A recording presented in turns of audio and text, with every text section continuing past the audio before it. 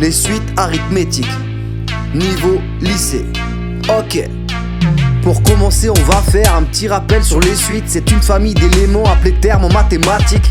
Il y a deux manières de définir une suite. Par récurrence, la première et l'autre de façon explicite. Ici, on va parler des suites arithmétiques. C'est un cas particulier qui suit sa propre logique. Au début, il y a le premier terme, rien de neuf, aucune difficulté. Pour avoir le deuxième, t'as juste un nombre à ajouter. Pour avoir le troisième, t'ajoutes ce même nombre et on fait la même jusqu'au rond n. Ce nombre s'appelle la raison. Le compte en banque, c'est l'exemple classique. Si chaque mois t'ajoutes 100 balles, c'est bien une suite arithmétique de raison sans de terme initial à somme de départ. Alors à quoi sert tout ça? Ben si tu veux savoir combien il te faut de mois pour réunir au plus vite une somme d'argent espérée, les suites arithmétiques pourront t'aider, je te jure c'est vrai. Une suite arithmétique est un cas particulier de suite. Rajoute un même nombre à chaque terme et t'as le terme qui suit. Ce même nombre est important, on l'appelle raison de la suite. Avec le terme initial, calcule un par un les termes qui suivent. Mais pour calculer U30 directement c'est pas pratique. C'est pour ça qu'on va prendre sa définition explicite qui dit QN égale U0 plus raison fois N. Remplace la raison et U0 est à UN en fonction de N. Comment définir une suite arithmétique par récurrence? Si t'as son terme initial et sa raison, on commence. On va dire qu'U0 c'est 6 et que sa raison c'est 2.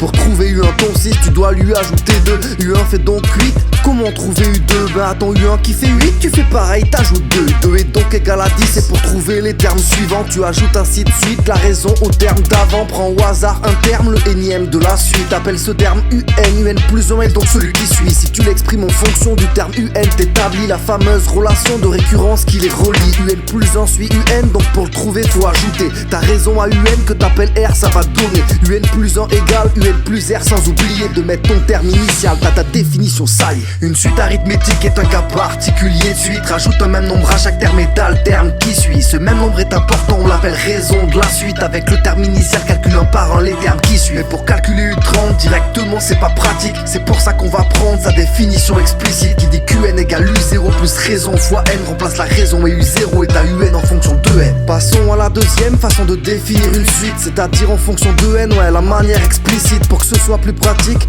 on va prendre le même exemple de suite arithmétique de raison 2 et de terme initial égal à 6. Pour trouver U1, ajoute 2 à ton 6, ça fait 8 à ton U1. Pour trouver U2, ajoute 2 fois ta raison à 6. Et puis tu l'ajoutes 10 fois si tu veux U10. Ça nous fait donc U10 égale à 6 plus 2 fois 10. UN égale à 6 plus 2N si on généralise. T'ajoutes une fois ta raison à ton terme U0.